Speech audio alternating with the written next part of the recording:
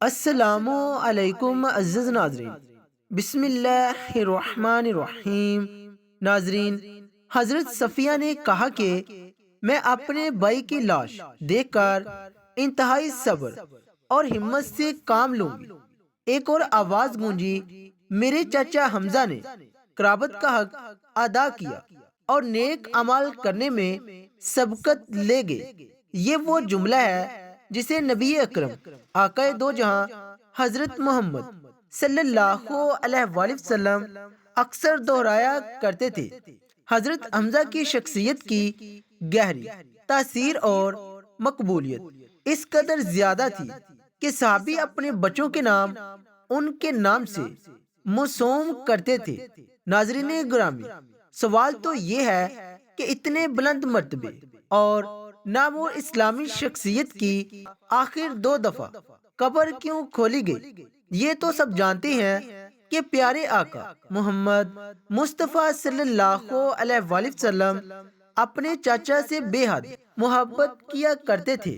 ایک دفعہ ایک صحابی بارگاہ رسالت میں حاضر ہو کر عرض کرنے لگا، میرے ہاں لڑکے کی ولادت ہوئی ہے، میں اس کا نام کیا رکھوں؟ تو رحمت دو عالم حضرت محمد مصطفیٰ صلی اللہ علیہ وآلہ وسلم نے ارشاد فرمایا، لوگوں میں مجھے اپنے چاچا حمزہ سے محبت ہے، لہذا انہی کے نام پر اپنے بچے کا نام رکھو۔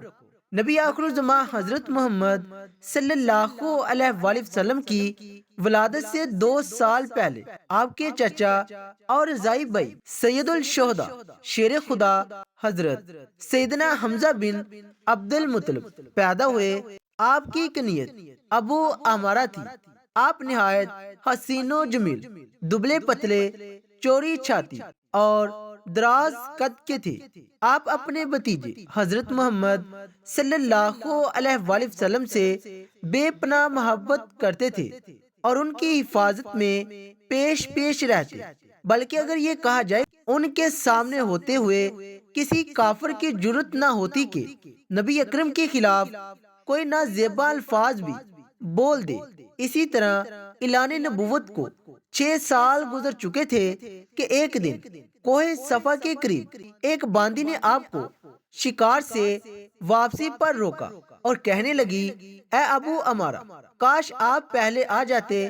تھوڑی دیر پہلے ہی ابو جہل نے آپ کے بھتیجے محمد کو گالیاں نکالی ہیں اور ہاتھا پائی بھی کی، نعوذ باللہ، لیکن محمد صلی اللہ علیہ وآلہ وسلم نے کوئی جواب نہیں دیا اور چلے گئے۔ یہ سنتے ہی آپ جوش میں آ گئے، تیزی کے ساتھ خانہ کعبہ کی طرف بڑھے، بغیر کسی اور طرف متوجہ ہوئے سیدھا ابو جہل کے پاس گئے اور جاتے اس کے سر پر زور سے اپنی کمان دے ماری۔ ابو جہل کے سر سے خون کا فوارہ نکل پڑا اور ساتھ ہی فرمانے لگے، آج سے میرا دین وہی ہے جو میرے بھتیجے محمد کا ہے۔ اگر کسی میں طاقت ہے تو مجھے روک کے دکھائے۔ آپ مدینہ تشریف لائے تو اسلامی لشکر کے پہلے علم بردار بنے۔ 2 ہجری میں ہونے والی پہلی جنگ میں آپ نے بے شمار کافروں کو جہنم واصل کیا۔ مکہ کے مشہور جنگجو اور پہلوان عتبہ کو حضرت حمزہ نے ہی ایک ہی وار میں ختم کیا، جس کے بعد پورے عرب میں حضرت حمزہ کی داغ بیٹھ گئی۔ 15 شوال المکرم 3 ہجری غزوہ احد شروع ہوتا ہے کہ جس میں کفار غزوہ بدر کا بدلہ لینے کے لیے مسلمانوں پر حملہ کرتے ہیں۔ ان کا سب سے بڑا مقصد حضرت حمزہ کو شہید کرنا ہے، کیونکہ جتنا نقصان غزوہ بدر میں کفار مکہ کو انہوں نے دیا اور کوئی نہ دے سکا۔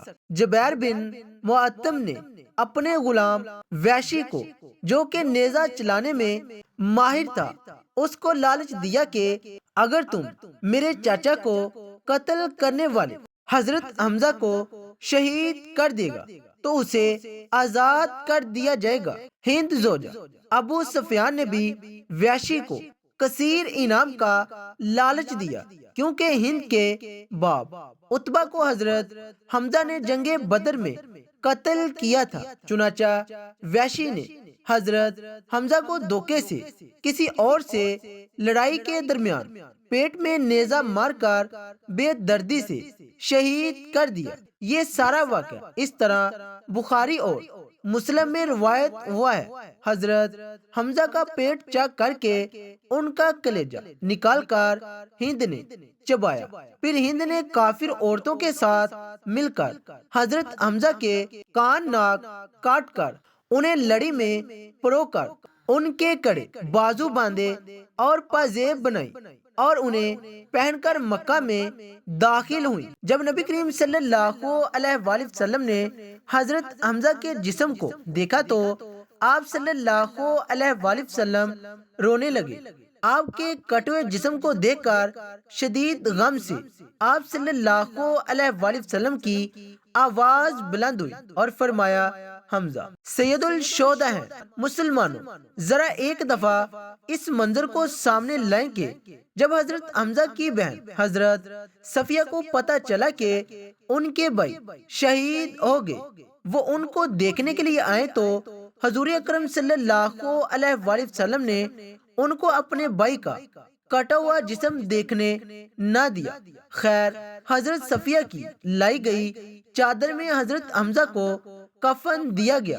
چادر اس قدر چھوٹی تھی کہ سر ڈانپتے تھے تو پاؤں ننگے ہو جاتے تھے، اور اگر پاؤں ڈانپے جاتے تو سر ننگا ہو جاتا تھا۔ اللہ اکبر!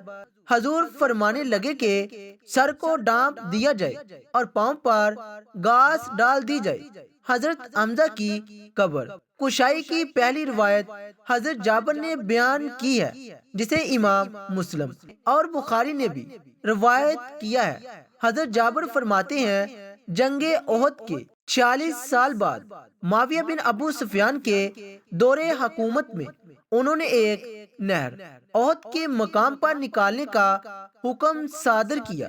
جب اس نہر کا کام شروع ہوا تو منادی نے مدینہ میں یوں صدا لگائی، جن لوگوں کے شہید رشتہ دار احد میں دفن ہیں، قبر کشائی کر کے اپنے اپنے شہداء کے جسد کسی دوسری جگہ منتقل کر لیں تاکہ وہ پانی سے محفوظ رہ سکے۔